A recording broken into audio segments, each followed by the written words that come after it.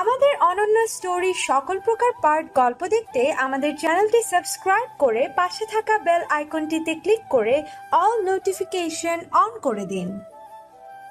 আলহামদুলিল্লাহ ভালো। সাদেক সাহেব একটু হাসলেন, কোমল গলায় ডাকলেন, পড়ি। নবনীতা তপ্ত শ্বাস ছাড়ে। সে জানে তাকে কেন ডাকা হয়েছে। সে নির্বিকার ভঙ্গিতে জবাব দেয়, জি। সাদেক সাহেব বলতে থাকেন, বিয়ে মানুষের জীবনের একটি অংশ। পড়ি, আমরা কেউই একে উপেক্ষা করতে পারি না। একজন মানুষ বাহ্যিক দিক থেকে কেমন তার উপর বিচার করে আমরা তার বৈবাহিক সত্তার বিচার করতে পারি না মা। অনেক মানুষ বাইরে থেকে খুবই একরোখা প্রকৃতির হয়, কিন্তু স্বামী হিসেবে চমৎকার হয়। আমরা কেউই বিয়ের আগে জানি না আমাদের বিবাহিত জীবন কেমন হবে, তাই না মা? নবনীতা ছোট করে জবাব দেয়, জি মামা। বিয়ে জিনিসটা আল্লাহর থেকে নির্ধারিত। আমাদের জোড়া আসমানেই বানানো হয়। তোমার জোড়াও আসমানে বানানো হয়েছে কারোর সাথে, তাই না?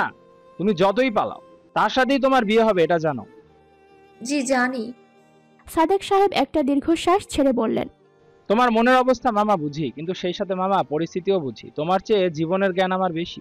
আমি জানি পরি সামনের দিনগুলো তোমার খুব একটা ভালো যাবে না। সব ক্ষেত্রে জিদি হওয়া যায় না পরি। মাঝে মাঝে একটু শান্ত থেকে বিচক্ষণ সিদ্ধান্ত নিতে হয়। পরিস্থিতি এখন যেই জায়গায় আছে সেই জায়গা থেকে আরহামকে তোমার বিয়ে করে নেওয়া উচিত বলে আমার মনে হয়। অবশ্যই সেটা আমার মনে হয়। বাকিটা আমি তোমার উপর ছেড়ে দিলাম। তুমি যথেষ্ট বুদ্ধিমতী, তোমার যা ভালো মনে হয় তাই করবে। নবনীতা ফিচেল হাসল, মাথা নিচু করে মলিন হাসি মুখে মেখে বলল, না মামা, আমার আর কিছু মনে হয় না। তোমাদের সিদ্ধান্তই আমার সিদ্ধান্ত। তুমি যা ভালো মনে করছো তাই হোক। এই বিয়েতে আমার কোনো আপত্তি নেই। আমি রাজি মামা, তুমি তাদের বলে দাও আমার বিয়েতে কোনো আপত্তি নেই। সাদেক সাহেব এক দৃষ্টিতে তাকিয়ে তার মুখশ্রী দেখেন। নবনীতা নিচের ঠোঁট কামড়ে ধরে কান্না গিলে নেয়। আনমনে হেসে জড়ানো কণ্ঠে বলে, আমি আর তোমাদের স্বাধীনভাবে বেঁচে থাকতে বাধা সৃষ্টি করতে চাই না। আমার জন্য এতগুলো মানুষের অসুবিধা হোক, এটা আমি চাই না। সবাই সুখে থাকুক। কেবল দোয়া করবে আল্লাহ যেন আমায় আরো বেশি ধৈর্য দেয়। দুদিন কড়া রোদ, তারপরে ধর্মের বুকে নেমে এসেছে এক পশলা ঝুম বৃষ্টি। সেই ঝুম বৃষ্টিতে গোটা শহর ভেসে গেছে। বৃষ্টির পানিতে কত গ্লানি, কত ধুলো ময়লা ছুঁয়ে গেছে। অথচ দুইটি প্রাণের মধ্যকার তীব্র অভিমান তখনও চলমান। আজ বৃহস্পতিবার, বাংলা বর্ষপঞ্জিতে আজ শ্রাবণের 30 তারিখ। কাল বর্ষার শেষ দিন। ও হ্যাঁ, কাল নবনীতা নূরের শুভ বিবাহ। সন্ধ্যা নামতে মেঘলা আকাশের মেঘপুঞ্জের আড়াল হতে উকি দিল শত শত মিটমিট করে জ্বলতে থাকা তারা। ভালো নাম নক্ষত্র। সেই নক্ষত্রগুলো জ্বলছিল। সেই দীপ্তিমান নক্ষত্রগুলো দেখে শুভ্রাণী মলিন মুখে একটা দীর্ঘশ্বাস ছাড়ে। কাল আপাইয়ের বিয়ে। আপাই আর তাদের কাছে থাকছে না। বিয়ের পর কাগজে কলমে সে শাহরিয়ার আরহামের স্ত্রী হয়ে যাবে। তখন তার একটা নতুন জীবন শুরু হবে।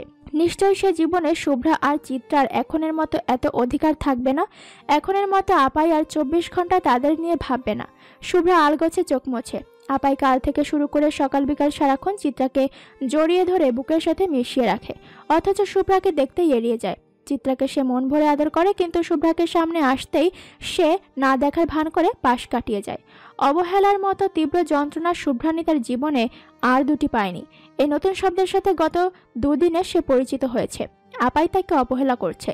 শুভিকে অবহেলা করছে তার আপাই। শুভ্রা। ছাদের দরজা থেকে ডাক দিল রিমি। দ্রুত সেদিকে এগিয়ে একপাশে দাঁড়ালো। শুভ্রা দুই হাত ছাদের রেলিংয়ে রেখে ঘাড় কাত করে তাকে দেখল। রিমি তাকে দেখতে আটকে উঠল। সে কি, তুমি কাঁদছিলে? শুভ্রা দ্রুত মাথা নাড়ে। রিমি মন খারাপ করে বলল, এইদিকে তুমি কাঁদছো, ওইদিকে তোমার বোন, কাল তার বিয়ে। তোমরা যদি এখন এমন করো তাহলে কেমন করে হবে শুভি? শুভ্রা চোখ মোছে আর্দ্র গলায় বলে, আমি আপাইয়ের কাছে মাফ চেয়েছি আপু, সেদিন রাতেই চেয়েছি। আপাই আমার কোনো কথারই জবাব দেয় না। এখন মনে হয় সেদিন 3টা জায়গায় আরো কয়েকটা চর মারতো, তাও ভালো ছিল। অন্তত মারার পর ঠিকমতো কথা তো বলতো। আপাইয়ের অবহেলা আমি নিতে পারছি না। তুমি বলো, এই শব্দটা কি আমার পরি আপাইয়ের সাথে যায়? রিমি সহানুভূতি দেখিয়ে তার কাঁধে একটা হাত রাখলো।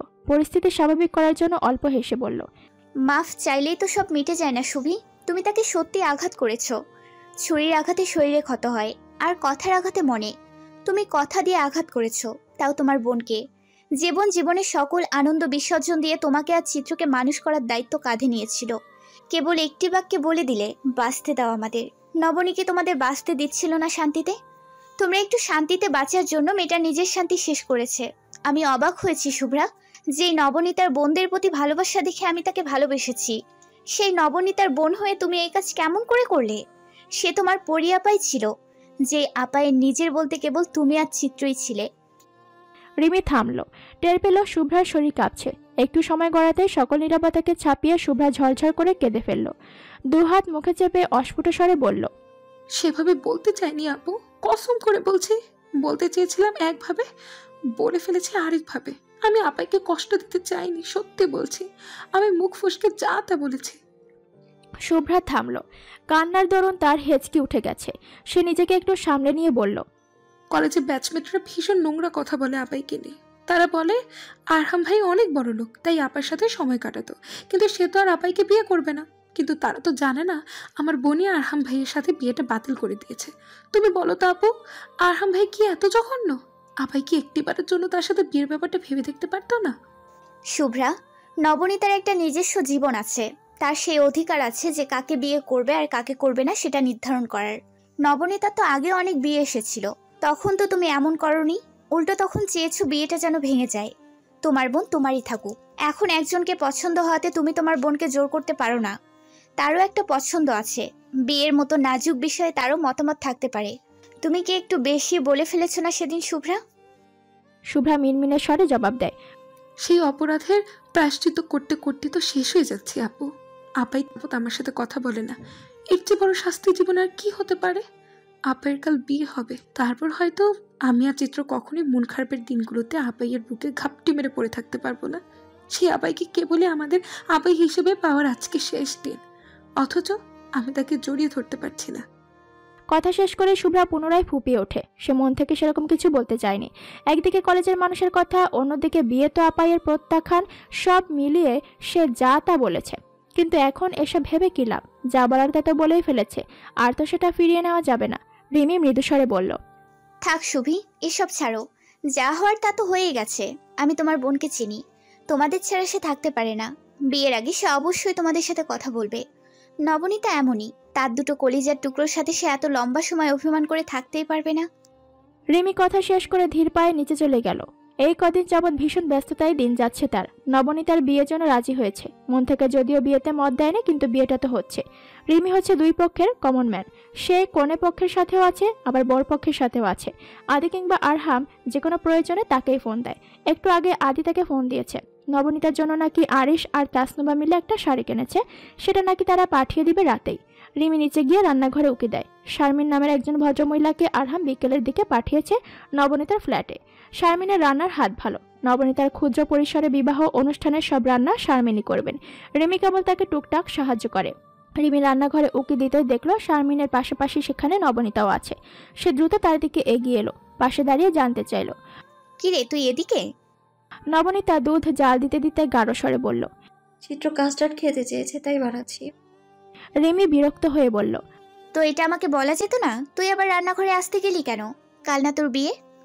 নবনীত স্টোভের আঁচ কমিয়ে পাশ ফিরে রিমিকে দেখলো, কিছুটা ক্লান্ত আর বিরক্ত স্বরে বলল, বিয়ে হলে কি রান্নাঘরে আসা যায় না? আর আমি তো এবারই ছেড়ে যাচ্ছিও না, এখানেই আছি আমি। রান্নাঘরে আসলে সমস্যাটা কি? না, সমস্যা কিছু নেই, এমনিই বললাম আর কি। রিমি তার থেকে চোখ সরিয়ে শারমিন খালাকে দেখে। তার হাতে একটি স্টিলের বাটি। রিমি তার দিকে 2 কদম এগিয়ে এসে বলল, এটা কি হলুদ? শারমিন কেবল ওপর নিচ মাথা নাড়ে, আর চোখে একবার নবনীতা নামের মেয়েটিকেও দেখে। এর সাথে নাকি কার বড় সাহেবের বিয়ে হবে। শারমিনের তো একে দেখলেই বুক ধরফর করে। বড় সাহেবের যা রাগ, তার উপর তার সাথে যুক্ত হয়েছে এই মেয়ে। দুজন মিলে দুজনকে মেরে ফেললেও তো কেউ টের পাবে না। মেয়েটি সুদর্শনা, তাতে কোনো সন্দেহ নেই। তার গায়ের বাসন্তী রঙের জামাটিতে তাকে খুব মানাচ্ছে। বড় সাহেবের সাথে এই মেয়ের জুটি বাইরে থেকে বেশ চমৎকার হবে। মেয়েটির মুখে মায়া আছে, একটা অস্পষ্ট অসহায়ত্ব আছে, কিন্তু কণ্ঠের তেজ এক বিন্দুও কমেনি। শারমিন তাকে বলেছিল একটা কাঁচা হলুদ রঙের শাড়ি গায়ে জড়াতে। এতেই সে যা কটমট করে জবাব দিল, তাতেই শারমিন পুরোপুরি দমে গেছে। রিমি তার হাত থেকে হলুদের বাটি নিজের হাতে নিল। তারপর নবনীতার কাছে এসে সেখান থেকে অল্প একটু হলুদ আঙুলে নিয়ে নবনীতার 2 গালে ছোঁয়ালো। চরম বিরক্তিতে নবনীতার কপাল কুঁচকে গেল, অথচ মুখে সে কিছুই বলল না। তার সমস্ত মনোযোগ তার কাজে। তার চুলগুলো এলোমেলো করে বেঁধে রাখা, এক ফালি চুল মুখের উপর পড়ে আছে, চোখ জোড়া অতিশয় শান্ত। গালে হলুদ ছোঁয়ার পর তাকে নববধূর মতো লাগছে। এমন সময় কলিং বেল বেজে উঠল। রিমি দরজার দিকে ছুটতে ছুটতে বলল, শুভি এসেছে নিশ্চয়ই। বেচারির মন খারাপ, তাকেও একটু হলুদ ছুঁয়ে দিই। সে এক দৌড়ে গিয়ে দরজা খুলে সাথে সাথে তার হাত বাড়িয়ে সামনে থাকা মানুষকে হলুদ ছোঁয়ায়, অথচ সামনে দাঁড়ানো মানুষটি শুভ্রা ছিল না। রিমি তাকে দেখেই হকচকিয়ে ওঠে, তাজ্জব হয়ে বলে, ভাইয়া আপনি? সে ভেবেছিল শুভ্রা, তাই শুভ্রার গালে লাগানোর মতো আন্দাজে হলুদ মেখেছিল, কিন্তু সেই হলুদ লেগেছে ওয়াজিদের ঘাড়ে আর গলায়। রিমির চেয়েও বেশি চমকালো ওয়াজিদ। সে চোখ বড় বড় করে বলল, এসব কি? রিমি সে উত্তর দেয় না। হঠাৎই তার মনে হলো তার গায়ে কোনো ওড়না নেই, কেবল আছে ঢিলেঢালা একটা কুর্তি। সে সঙ্গে সঙ্গে ওয়াজিদের মুখের ওপর ধাম করে দরজাটা বন্ধ করে দিল। ওয়াজিদ নিজে তার এমন আচরণে হকচকিয়ে গেল। এই মেয়ের কি সত্যি সত্যি কোনো মানসিক সমস্যা আছে নাকি? এমন মুখের ওপর দরজা বন্ধ করে কেউ? রিমি এক দৌড়ে নিজের ওড়না হাতে নিয়ে আবারও দরজা দিকে ছুটল। দরজা খুলেই বোকা হেসে বলল, সরি, আমি ভেবেছিলাম আপনি শুভি। Never mind. ওয়াজিদ চুপচাপ ভেতরে আসলো। আসতে আসতে বিড়বিড় করে গালি দিল। নেভার মাইন্ডের বাচ্চা। রিমি তাড়াহুড়ো করে এগিয়ে এসে বলল, আদি ভাইয়া আর আরিশের না আসার কথা ছিল, আপনি কেন এসেছেন? ওয়াজিদ শীতল চোখে একবার তাকে দেখে, সে চাহনিতে ভরগে গিয়ে রিমি বলল, না মানে জানতে চাইলাম আর কি, তারা কোথায়? ওয়াজিদ কিছু বলতে যাচ্ছিল, তার আগেই আদি ব্যস্ত পায়ে অ্যাপার্টমেন্টে ঢুকতে ঢুকতে বলল, গুড ইভিনিং রিমি। রিমির সঙ্গে সঙ্গে পেছনে ফিরল। আদিকে দেখে প্রশস্ত হেসে বলল, ভাইয়া আপনি এসেছেন? আদি আরাম করে সোফায় বসে গা ঝাড়া দিয়ে বলল, তো আসবো না? আমাকে ছাড়া ফেস্টিভ জমে নাকি? রিমি জোরে জোরে মাথা নাড়ে। না একদমই না। আদি সরু চোখে একবার ওয়াজিদকে দেখতে প্রশ্ন করল, কিরে তুই এমন হলুদ মেখে বসে আছিস কেন? বিয়েটা কি তোর সাথে হচ্ছে? ওয়াজিদ থমথমে মুখে একবার রিমির দিকে তাকায়, তারপর কোনো কথা না বলে টি টেবিলের ওপরে রাখা টিস্যু বক্সের থেকে টিস্যু হাতে নিয়ে বেসিনের দিকে এগিয়ে যায়। আরিশ লিফট থেকে বেরিয়ে অলস ভঙ্গিতে হেঁটে অ্যাপার্টমেন্টের দিকে এগিয়ে যাচ্ছিল। গাড়ি পার্কিং করে আসতে আসতে তার আর আদির দেরি হয়ে গিয়েছে। যাওয়ার পথেই তার শুভ্রার সাথে দেখা হয়। শুভ্রা ছোট ছোট পা ফেলে ছাদ থেকে নেমে এসেছে মাত্র। আরিশ তাকে দেখে সৌজন্যসূচক হাসল। পরক্ষণে শুভ্রার ফোলা ফোলা চোখ দুটো দেখে অবাক হয়ে বলল, কি হয়েছে শুভ্রা, তোমাকে এমন দেখাচ্ছে কেন? শুভ্রা চোখ তুলে এক নজর তাকে দেখলো, তারপরে আবার চোখ নামিয়ে নিল। আরিশ কিছু একটা বুঝিয়ে ফেলার ভান করে হাস্যোজ্জ্বল মুখে বলল, বুঝেছি, তোমার আপায়ের বিয়ে হয়ে যাবে, সেই জন্য মন খারাপ, তাই না? মন খারাপের কিছুই নেই, তোমার আপায়ে তো তোমার কাছেই থাকবে, মন খারাপের কি আছে? শুভ্রা অন্যদিনের মতো আজ আর হাসি মুখে কিছু বলল না। যেমন করে মাথা নামিয়ে রেখেছিল তেমন করে মাথা নামিয়ে সে প্রস্থান নিল। আরিশ কিছুটা চমকালো, কিন্তু গায়ে মাখল না। হয়তো কোনো কারণে মন খারাপ হতেই পারে, তার কি? সে বসার ঘরে গিয়েই আদির পাশাপাশি বসলো। তার হাতে একটা শপিং ব্যাগ। আজ বসুন্ধরা থেকে সে আর তাসনুবা মিলে নবনীতার জন্য শাড়ি আর জুয়েলারি পছন্দ করে কিনেছে। আফরোজা ফুপুর বিয়ে নিয়ে কোনো আগ্রহ কিংবা কৌতূহল নেই। আরিশ আর তাসনুবাই সবকিছু নিয়ে আগ্রহ দেখাচ্ছে। আরিশ তার হাতের ব্যাগটা রিমির দিকে বাড়িয়ে দিয়ে বলল, আপু, এটা রাখো তোমার কাছে, আমি আর তা সেটা আপুর জন্য পছন্দ করেছি। রিমি হাসি মুখে ব্যাগটা হাতে নেয়, মন খারাপ করে বলে, তাসনুভাকে আনলেন না কেন? সে থাকলে ভালো লাগতো।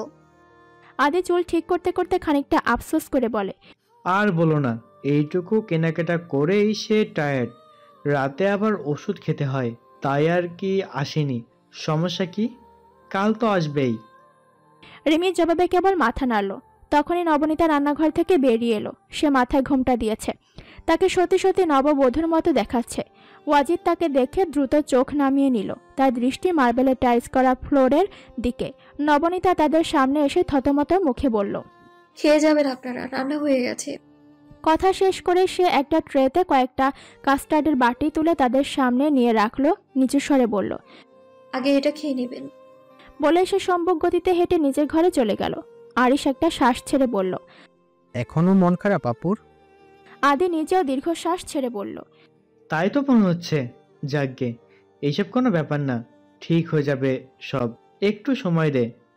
সে রাতে তারা রাতের খাবার নবনীতার ফ্ল্যাটেই করলো। চিত্রা পুরোটা সময় তাদের সাথেই ছিল, আর শুভ্রা ছিল নিজের ঘরে বইয়ের পাতায় মুখ গুজে। তার বইয়ের পৃষ্ঠাগুলো ভিজে যাচ্ছিল তার চোখের পানিতে। সে পানি মুছে আবার পড়ার চেষ্টা করলো, কিন্তু গত 3 দিনে সে সত্যি বলতে কিছুই পড়েনি। মনটা ভীষণ আকুপাকু করছিল তার। শেষমেশ উঠে দাঁড়ায়, এক দৌড় দেয় নবনীতার ঘরের দিকে। নবনীতা তখন ঘরেই ছিল। সে একটু আগে নামাজ শেষ করেছে, তারপর এই বাদল দিনে ঠান্ডা পানিতে গোসল করেছে। চুলে পেঁচানো তোয়ালেটা দিয়ে চুল মোছার সময় কোথা থেকে ছুটে এসে শুভ্রা তাকে শক্ত করে জড়িয়ে ধরল। নবনীতা তার আকস্মিক ছুটে আসাতে 2 কদম পিছিয়ে গেল। তাল সামলাতে নিতেই কঠিন গলায় বলল, আমাকে ছাড়ো শুভ্রানী, কাজ আছে আমার। শুভ্রা মাথা তুলে হতবাক হয়ে বলে, আপাই, আমি তোমার শুভি, শুভ্রানী কেন বলছো? নবনীতা নিজেকে তার থেকে সরিয়ে নিল, চুলের পানি ঝাড়তে ঝাড়তে গাঢ় স্বরে বলল, তুমি কি? আমি জানি, যাও খাবার রান্না হয়েছে, খেয়ে নাও। সে এগিয়ে যায় কিছুটা সামনে, হঠাৎ ঘুরে দাঁড়িয়ে শুভ্রাকে দেখে হাসি মুখে বলে, বিয়ে করছি আমি কাল, তোর নষ্টা বোন কাল বিয়ে করছে, এবার থেকে তোরা শান্তিতে বাঁচবি। আরহাম তার জীবনে জীবন সঙ্গী রূপে চেয়েছিল একেবারে স্বামীভক্ত, ঘরকনে, সংসারী আর স্বল্প শিক্ষিত মেয়ে। যতটুকু শিক্ষা না জানলেই নয়, অতটুকু জানাই যথেষ্ট, এর বেশি জানার তো কোনো প্রয়োজন নেই। আরহাম স্ত্রী হিসেবে যে মেয়েটিকে চেয়েছিল সেই মেয়ের মাঝে অবশ্যই নিজেকে আরহামের বাড়ির 4 দেয়ালের মাঝে বন্দি করে রাখার মতো মানসিকতা থাকা দরকার ছিল। অথচ আরহামের সাথে এমন কিছুই হয়নি। যে মেয়েটির সাথে তার বিয়ে হচ্ছে সেই মেয়েটি উচ্চশিক্ষিত, পদার্থবিজ্ঞানে গ্রাজুয়েশন শেষ করেছে। মেয়েটা মোটেই নিজেকে 4 দেয়ালের মাঝে বন্দি করে রাখার মতো চিন্তাভাবনা পোষণ করে না। স্বামীভক্ত হওয়ার তো প্রশ্নই আসে না, উল্টো স্বামীর নাম শুনতে সে মুখ কুঁচকে নেয়। মেয়েটি চাকরি করে। আশ্চর্যের ব্যাপার, আরহামই তাকে চাকরি দিয়েছে। সে প্রগতিশীল চিন্তাধারার মানুষ, মেয়েটি সাহসী, প্রতিবাদী, স্পষ্টভাষী। মোদ্দা কথা, মেয়েদের ব্যাপারে যা কিছু আরহামের অপছন্দ তার সবটাই এই মেয়ের মাঝে আছে। কিন্তু আশ্চর্যের বিষয়, এতগুলো অপছন্দের বিষয় তার মাঝে বিদ্যমান থাকা সত্ত্বেও আরহামের তাকে পছন্দ। সবকিছু ছাপিয়ে তার যেই সত্তাটি শাহরিয়ার আরহামকে মুগ্ধ করেছে তা হলো তার পরিয়াপাই নামক রূপভেদ। একটি 23 ঊর্ধ্ব তরুণী যে তার জীবনের সবচেয়ে সুন্দর বয়সের মধ্যে দিয়ে যাচ্ছে, অথচ সেই সুন্দর সময়টা সে নষ্ট করছে তার বোনদের মানুষ করার কাজে।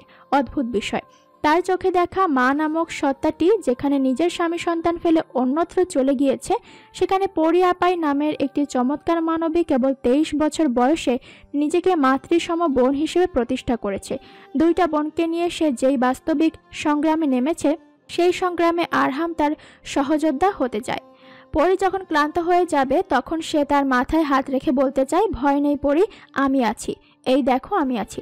পরদিন সকালেই আরহাম আলমারি ঘেটে একটা কালো পাঞ্জাবি বের করলো। আজ শুক্রবার, জুমার নামাজ শেষে তারা নবনীতাদের বাড়ি যাবে। খুবই সাধারণভাবে তাদের বিয়ে হবে। নবনীতা চেয়েছিল রিসেপশনের আগ পর্যন্ত কিছুদিন যেন সে নিজের বাড়িতেই থাকে, একথা সে আদিকে বলেছে। আরহামের অবশ্য তাতে কোনো দ্বিমত পোষণ করেনি। দ্বিমত পোষণ করার মতো কিছু সে পায়নি। সে চেয়েছে পরীকে সমাজের লোকজনের কাছে কটু কথা থেকে মুক্তি দিতে। সে চেয়েছে পরীকে মাথা উঁচু করে বাঁচার সুযোগ করে দিতে। একসাথে ঘর বাঁধা তো তার উদ্দেশ্য ছিল না, ঘর বাঁধা পর্যন্ত তো সে কখনো ভাবেনি। আফরোজা বেগম কাল সকাল থেকে মুখ ফুলিয়ে রেখেছেন। তিনি সিদ্ধান্ত নিয়েছেন এই বিয়েতে তিনি যাবেন না, মাথা ব্যথার বাহানা দিয়ে বাড়িতে পড়ে থাকবেন। এই বিয়ে উপলক্ষে তার কোনো আগ্রহ কিংবা উচ্ছ্বাস নেই। তিনি এখনো বিশ্বাস করতে পারছেন না আরহাম এমন একটি মেয়েকে বিয়ে করছে যার শিক্ষাগত যোগ্যতা স্বাভাবিকের চাইতে অনেক বেশি। এতগুলো দিনে তো আরহাম কখনোই এমন মেয়েকে বিয়ে করার কথা বলেনি। আফরোজা বেগম তার স্বামীর মৃত্যুর পর তাদের গ্রামের বাড়িতেই থাকতেন। দেবর ভাসুরদের নানা অত্যাচারে জর্জরিত হয়ে তিনি মামাতো ভাইয়ের কাছে চিঠি লিখেছিলেন। আজিজ হোসেন তখন শয্যাশয়ী, তার শরীরে বাসা বেঁধেছিল মরণব্যাধি ক্যান্সার। তাসলিমা তখন সংসার ছেড়ে আজিজ সাহেবেরই সহকর্মী নোমানকে বিয়ে করেছিল। আফরোজার চিঠির জবাব এসেছিল অনেক পরে, ডাকযোগে কোনো ফিরতি পত্র আসেনি, বরং তাদের মফস্বলে একটি ছেলে এসেছিল তার খোঁজে। তার নাম শাহরিয়ার আরহাম। সে এসেই আফরোজা বেগমকে অনুরোধ করেছিল, বলেছিল, ফুফু, আমার একটা ছোট্ট বোন আছে বাড়িতে, তাকে দেখার মতো কেউ নাই। সে সিঁড়ি থেকে পড়ে প্যারালাইজড হয়ে গিয়েছে, আপনি কি তার একটু যত্ন করবেন? ব্যাস, তখন থেকেই শেখ আজিজের প্রাসাদ তুল্য বাড়িতে আফরোজা আর তার মেয়ে সারার ঠাঁই হলো। তখন থেকেই আফরোজা মনে মনে পরিকল্পনা করেছিল সারার বয়স হতে তিনি তার সাথে আরহামের বিয়ে দেবেন। আরহামের এমনিতেও বিয়ে নিয়ে কোনো মাথা ব্যথা নেই, আফরোজার কথা সে নিশ্চয়ই ফেলে দিত না। অথচ আফরোজাকে আশ্চর্য করে দিয়ে সাথে নিয়ে একটু আলোচনা না করেই আরহাম নিজের বিয়ের সিদ্ধান্ত নিয়েছে। আফরোজাকে বুঝিয়ে দিয়েছে সে তার জীবনের ব্যাপারে ভ্রুক্ষেপ করার কেউ না। যাজ্ঞে, সে যখন কেউ না তখন তার আর বিয়েতে গিয়ে কাজ নেই, সে বাড়িতেই থাকবে। বাকিরা যাক বিয়ে খেতে, আফরোজা ওই মেয়ের মুখও দেখতে চায় না। আজ তাসনুবা জীবনে প্রথমবার শাড়ি পরেছে। তার শাড়ি পরার এই অদ্ভুত আদবার পূরণ করেছে আদি। পার্লার থেকে 2টো মেয়ে ঘরে এনে সে তাদের বলেছে তাকে শাড়ি পরিয়ে দিতে। তারাই ধরে ধরে তাকে শাড়ি পরিয়েছে। একটু কষ্ট হয়েছে, তবে তাসনুবাকে বেশ সুন্দর দেখাচ্ছে শাড়ি পরার পর থেকে। সে একেবারে গাঢ় নীল রঙের শাড়ি পরেছে। পার্লারের মেয়ে দুটো তার চুল সেট করে চলে গেল। আদি তাদের বিল পে করে তাসনুবার ঘরের দরজায় টোকা দিয়ে বলল, আসবো বাচ্চা। তাসনুবা দ্রুত জবাব দেয়, আসো না, দেখো কত সুন্দর করে শাড়ি পরিয়েছে। আদি তার ঘরে গেল। তার ওপর নিচ দেখেই অবাক হয়ে বলল, তোমাকে এখন আর বাচ্চা বাচ্চা মনে হচ্ছে না, মেয়ে মেয়ে মনে হচ্ছে।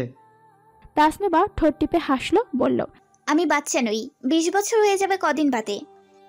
আদি হাত নেড়ে দায়সারাভাবে বলল, সে যাই হোক, আমার কাছে তুমি বাচ্চাই।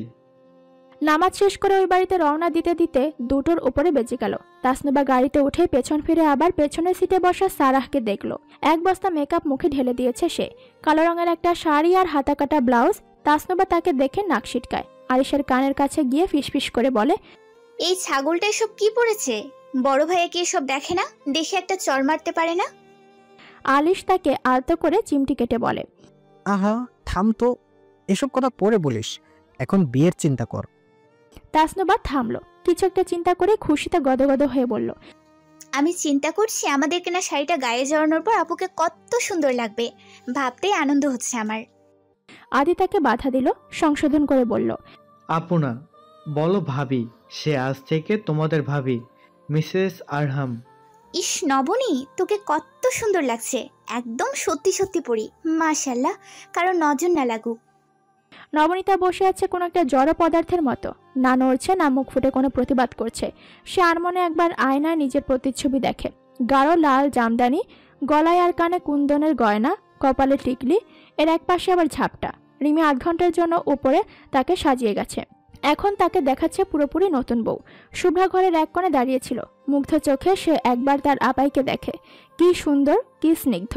আপাইকে এত চমৎকার দেখাচ্ছে কেন? রিমি মনে করে তার খোপায় গাজরা লাগাতেও ভুলল না। সব মিলিয়ে নবনীতাকে দেখাচ্ছিল বাড়াবাড়ি রকমের সুন্দর। বিবাহের পাত্রী হিসেবে খুব বেশি মোহনীয়। রিমি তাকে সাজিয়ে নিজে পরল শাড়ি, সাদা আর নীলের মিশেলে কারুকাজ করা একটা শাড়ি। শাড়ি পরেই সে বিভাকে সামান্য একটু কিছু খাইয়ে দিল, তারপর চিত্রাকে রেডি করলো। তারপর শুভ্রার কাছে এসে বলল, যাও না শুভি, বসে আছো কেন? তুমিও রেডি হয়ে যাও।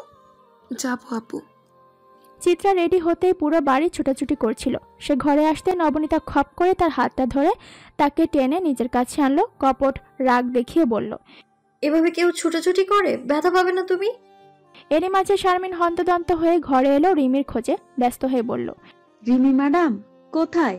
বরের গাড়ি তো চলে এসেছে। রিমি মাস্কারা লাগাতে লাগাতে তাড়াহুড়ো করে বলল, সর্বনাশ, এত আগে এসে পড়েছে? আগে কোথায়? 3টা বাজে। রিমি সব সাজগোজের জিনিস ফেলে দরজার কাছে ছুটলো। শারমিনকে তাড়া দিতে দিতে বলল, শরবতের গ্লাসগুলো রেডি না খালা? তাড়াতাড়ি আমার হাতে দাও। আরহাম রিমিকে দেখেই একগাল হাসলো। রিমি তাকে সালাম দিল। সবাইকে বসার ঘরে বসিয়ে শরবত খেতে দিল। আদি শরবত খেয়েই বলল, কাজী সাহেব আমাদের সাথে আছে রিমি, আপাতত খাওয়ার ঝামেলাটা থাকুক, অনেক বেলা হয়েছে, আগে বিয়েটা হয়ে যাক, তাতেই সবার ভালো। রিমি মাথা নাড়ল। নবনীতার ঘরের দিকে যেতে যেতে বলল, জি জি, কোনো সমস্যা নেই, আমি নবনীতাকে নিয়ে আসি। সাদেক সাহেবকে ওয়াজিদ আর আদিমিরা ধরে ধরে বসার ঘরে এনেছে। তাকে বসানো হয়েছে আরহামের মুখোমুখি থাকা সোফাতে, যেখানে একটু পরে নবনীতাকে বসানো হবে। আরহাম তাকে দেখতেই উঠে গিয়ে সালাম করলো, তারপর আবার নিজের জায়গায় গিয়ে বসলো। রিমি ঘরে যেতেই নবনীতা তাকে দেখে কাটকাট স্বরে বলল, কি হয়েছে, এক্ষুনি বিয়ে হবে নাকি? রিমি ছোট করে জবাব দেয়, সে তাকে ধরার আগে নবনীতা নিজ থেকে উঠে দাঁড়ায়। খুব সাবলীল গতিতে দরজার দিকে এগিয়ে যায়। শুভ্রা দরজার এক কোণায় গুটি মেরে দাঁড়িয়েছিল। নবনীতা ঠিক তার মুখোমুখি দাঁড়ালো। ম্লান হেসে বলল, আমি বিয়ে করতে যাচ্ছি শুভ্রানী, তোমাকে আর আমার কারণে হেনস্থা হতে হবে না। আমার কোনো কারণে আর তোমাকে কোচিং মিস দিতে হবে না। দোয়া করি আমার মতো জঘন্য মানুষ যেন তোমার জীবনে আর না আসে। দুঃখিত, আমি মাফ চেয়েছি তোমার কাছে, আর কোনোদিনও তোমার কষ্টের কারণ হব না আমি। তুমি ভালো থেকো। নবনীতা কথা শেষ করেই সোজা হেঁটে গেল বসার ঘরের দিকে। শুভ্রা 2 হাতে মুখ চেপে ছুটল নিজের ঘরের দিকে। রিমি স্তব্ধ হয়ে ঠায় দাঁড়িয়ে রইল কিছুক্ষণ, তারপর একটা দীর্ঘশ্বাস ছেড়ে বসার ঘরের দিকে পা বাড়ালো। নবনীতা খুব স্বাভাবিকভাবে সাদেক সাহেবের পাশে গিয়ে বসলো। তার ইদানিং নিজেকে অনুভূতি শূন্য মনে হয়। আরহাম চোরা চোখে এক নজর তাকে দেখে। একবার দেখার পরই সে সব ভুলে ড্যাব ড্যাব করে তাকে দেখতেই থাকে। এই মেয়েটিকে দেখে তার মাথায় একটি শব্দই আসছে, সেটা হলো ভয়ঙ্কর সুন্দর। কাজী গোলাম সিদ্দিক রেজিস্টার খাতা খুলে বিয়ে পড়ানো শুরু করেন। নবনীতা টের পায় এই মুহূর্তে এসে সে সাংঘাতিক রকমের দুর্বল হয়ে পড়েছে। আশ্চর্যের বিষয়, তার 2 চোখ ঝাপসা হয়ে যাচ্ছে, সে কিচ্ছু দেখতে পাচ্ছে না। আজ তার দুজন মানুষের কথা খুব মনে পড়ছে, তার বাবা আর তার মা। বাবা নামের বটবৃক্ষটি আজ তার পাশে নেই, সে মায়া ভরা মুখের অধিকারী লোকটা তার সাথে নেই। তার পরীর আজ বিয়ে হচ্ছে, অথচ সে দেখতেই পাচ্ছে না। নবনীতা বাবাকে জড়িয়ে ধরে কাঁদতে পারছে না। মা নামের পৃথিবীর অমূল্য রত্নটি তার কাছে নেই। নবনীতা একা, খুব বেশি একা। কবুল বলতে গিয়ে সে টের পেল তার কথা জড়িয়ে যাচ্ছে। সে কিছু বলতে পারছে না, তার হাত পা ঠান্ডা হয়ে যাচ্ছে। সে শেষমেশ কাপা কণ্ঠে রিমিকে বলল, চিত্রকে একটু এদিকে পাঠা রিমি প্লিজ। রিমি দ্রুত চিত্রার খোঁজে এদিক সেদিক তাকায়। সে একটু সামনে যেতে নবনীতা তাকে পিছু ডাকে, জড়ানো কণ্ঠে বলে, আমার শুভিকেও পাঠিয়ে দিস প্লিজ। পরিয়াপায় পরাজিত হয়েছে। যে স্বচ্ছ আর নির্মল ভালোবাসা সে এতটা বছর শুভি আর চিত্রাকে আগলে রেখেছিল, সে পরিয়াপায় জীবনের এমন একটি মুহূর্তে অভিমান ধরে রাখতে পারেনি। শুভ্রা তার সামনে আসতেই সে খপ করে তার হাতটা ধরে নিল। কান্না গিলে অসহায় গলায় বলল, আপাইকে মাফ করে দিস শুভ্রা। আপাই তোদের খুব বেশি ভালো রাখতে পারিনি, ভাবিস না। অভিমান থেকে বলছি, অভিমান না, আমি সত্যি ভালো রাখতে পারিনি তোদের। শুভ্রা সোফাতে বসেই তাকে শক্ত করে জড়িয়ে ধরে কতক্ষণ হাওমাও করে কাঁদল। নবনীতা অবশ্য শব্দ করে কাঁদেনি, কেবল দীর্ঘশ্বাসের সাথে এক ফোঁটা অশ্রু গড়িয়েছে। সে নিজেকে ছাড়িয়ে নিয়ে দুই হাতে শক্ত করে তার দুই বোনকে আগলে ধরে। কাজী গোলাম সিদ্দিকী আবার বললেন, গুলশান নিবাসী মরহুম শেখ আজিজ হোসেনের জ্যেষ্ঠ পুত্র শেখ শাহরিয়ার আরহাম তোমায় নগদ 4 লক্ষ টাকা দেনমোহর প্রদানে বিবাহ করিতে ইচ্ছুক। তুমি কি এই প্রস্তাবে রাজি? রাজি থাকলে বলো কবুল। নবনীতা দীর্ঘ সময় চুপ থাকে। কাজী সাহেব কিছুটা ভরকে গিয়ে তাকে দেখে। লাল শাড়ি পরিহিত অনিন্দ সুন্দরী মেয়েটি দীর্ঘ সময় কাঠের পুতুল হয়ে বসে থাকার পর একটু নড়ে চড়ে ওঠে। অনুভূতিগুলো সব দলা পাকিয়ে গলার কাছে আটকে গেছে। সে কথা বলবে কেমন করে? শেষটায় শুভ্রা চিত্রাকে ছেড়ে সে নিজের শাড়ির কুচির দিকটা খামচে ধরে। সব অনুভূতি গিলে নিয়ে নির্বিকার ভঙ্গিতে বলে ওঠে, কবুল কবুল কবুল। তারপরে দায়সারাভাবে কাবিননামায় স্বাক্ষর করে। একবার চোখ তুলে সামনে বসে থাকা যুবকটিকে দেখে। তার সাথে এইমাত্র নবনীতার বিয়ে হয়েছে। সে এখন থাকে তার স্বামী, যেই স্বামীকে সে দেখা মাত্রই কিছু কুৎসিত স্মৃতি নবনীতার মস্তিষ্কে ভেসে ওঠে। আর তারপর একটু স্বাক্ষর আর কবুল বলার মাধ্যমে দুটি প্রাণ বাধা পড়ল পরিণয় নামক বন্ধনে। যারা কেউ জানে না সামনের দিনগুলো কেমন করে যাবে, যারা কেউ এখনো ঠিকমতো নিজেদের চিনেই উঠতে পারেনি। শুধু পরিস্থিতির পরিক্রমায় আজ তারা বিবাহ বন্ধনে আবদ্ধ হয়েছে। প্রকৃতি কিংবা নিয়তি যাই বলা হোক না কেন, সেটাই তাদের এখন অবধি নিয়ে এসেছে। জুতো জোড়া হারায়নি, তবে চিত্রার কথাকে সত্যি প্রমাণ করে দিয়ে সিন্ড্রেলার রাজকুমার সত্যি তাকে খুঁজে নিয়েছে, যে তাকে টুপ করে ধরে নিয়ে টুস করে বিয়ে করে ফেলেছে।